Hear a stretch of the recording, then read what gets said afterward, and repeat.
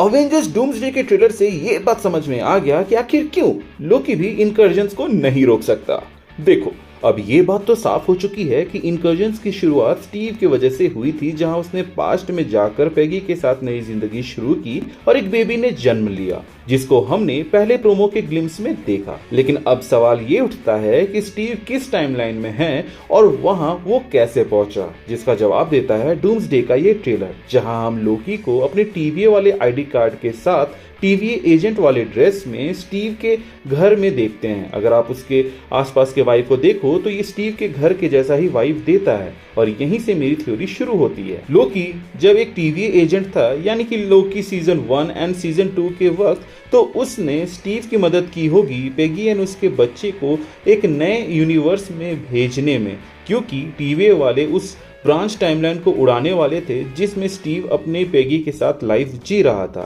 लोकी ने जब स्टीव को दूसरे यूनिवर्स में भेजा तो वो दूसरा यूनिवर्स और कोई नहीं बल्कि फैंटास्टिक फोर का होगा। और ये बात मैं रूमर के बेसिस पे नहीं बोल रहा बल्कि डूम्सडे के ट्रेलर के बेसिस पे बोल रहा हूँ, क्योंकि यहाँ पर हम देखते हैं कि थॉर स्टीव से मिलता है, वो भी फैंटास्टिक फोर के शिप में। अब स्टीव भूले भटके तो वहां नहीं पहुंचा होगा, बल्कि उसको मिस्टर फैंटास्टिक ने ही खोजा होगा अपने टेक के जरिए, जहां उन्होंने ये ट्रेस किया होगा कि वो बंदा कौन है जिसके वजह से इनकर्जन ट्रिगर हो रहा है, वो भी मेरे अर्थ पर। क्योंकि जैसा कि डम्बेस्ट मैन डेड ने कहा था, इनकर्जन तब ट्रिगर होता है जब कोई इंसान दूसरे यूनिवर्स से आकर अपना फुटप्रिंट छोड़ता है। तो स्टीव जब एक ब्रांच टाइमलाइन से अर्थ 828 यानी कि फैंटास्टिक फोर के अर्थ में आया तो उसने उस अर्थ को इनकर्जन की ओर ढकेल दिया।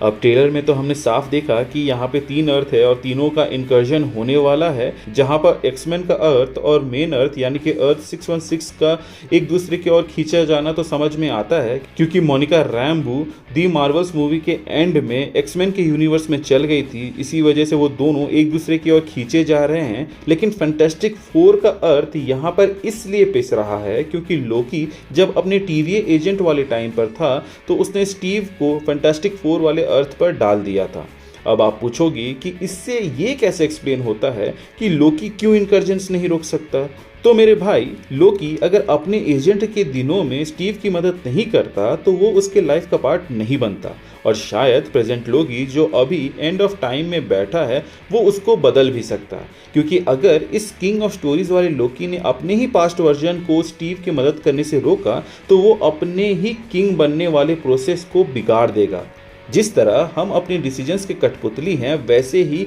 लोकी भी है, जो भले ही अभी सबका फ्यूचर बदल सकता है पर उसका फ्यूचर अभी भी उस हल्क के हाथ में है जिसके वजह से टेसरैक्ट बाहर गया था और वो उसको लेकर भागा था, जिसके बाद टीवी आया और लोकी को प्रून और उस जगह को प्रून करके चला गया, जिसके बाद से एक नई जर्नी शुरू हुई लोकी की और वो उसको बना दी गॉड ऑफ मिस्चिफ से गॉड ऑफ स्टोरीज। अब क्योंकि हमने लोकी के दोनों सीजन देखे हैं तो हमने लोकी को ऐसा करते हुए तो नहीं देखा, तो यहाँ पर 2 पॉसिबिलिटी हो सकती हैं। पहला ये कि लोकी ने स्टीव की मदद ऑफ स्क्रीन की, या फिर उसने ये मदद तब की जब वो कैंग के प्रॉब्लम का सॉल्यूशन ढूंढ रहा था और अलग अलग लोगों से मिल रहा था। सो टेक्निकली स्टीव ने ब्रांच टाइमलाइन बनाकर गलती तो की, पर लोकी की मदद के वजह से स्टीव दूसरे यूनिवर्स में गया और वहीं से इनकर्जन शुरू हुआ। ये परफेक्ट रीजन देता है कि डॉक्टर डूम को लोकी और स्टीव को टारगेट क्यों करना चाहिए, क्योंकि इन दोनों के वजह से ही डूम ना सिर्फ अपने परिवार को खोएगा बल्कि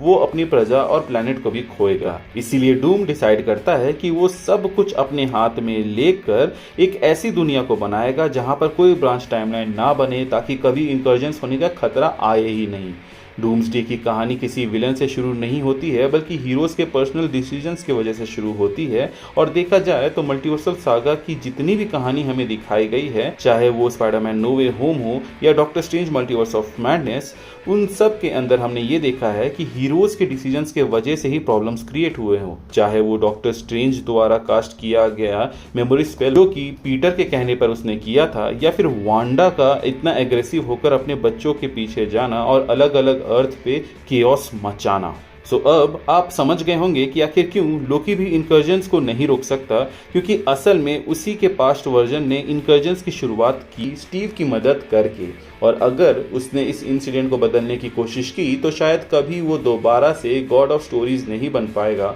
और मल्टीवर्स को एक नई जिंदगी नहीं मिल पाएगी। इसके अलावा चांसेस है कि कैंग या उसके वेरिएंट्स वापस से पावर में आ जाएंगे। मे बी यही मास्टर प्लान होगा ही हू रिमेन्स का, क्योंकि वो जब मरा तब उसने कहा था कि कुछ भी हो घूम फिर के वही इस कुर्सी में आकर बैठेगा। आपका क्या कहना है इसके ऊपर, आप हमें कमेंट सेक्शन में बता सकते हैं। बाकी कोई सवाल हो तो वो भी पूछ लीजिएगा, हम उसको अपने आने वाले वीडियो में कवर कर लेंगे। गाइस आज के लिए बस इतना ही, मिलते हैं एक नए वीडियो में नए टॉपिक के साथ, तब तक के लिए बाय बाय।